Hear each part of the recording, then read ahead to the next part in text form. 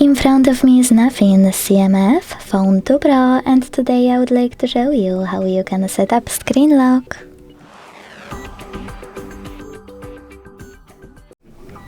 Begin by opening Settings and scrolling down to click on Security and Privacy.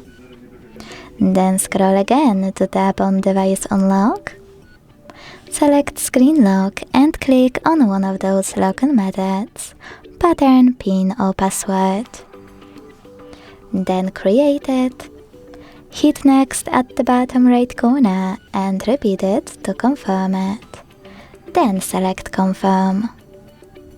Now you need to answer this question by selecting one of the available options to decide what you wish to do with your lock screen notifications. I don't want any, so I will go with Don't Show Notifications at all and hit Done. So when I switch off my screen and turn it back on,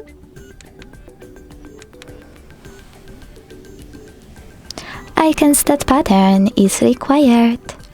Thanks so much for watching. If you enjoyed this video, don't forget to leave a like, comment and subscribe. Bye!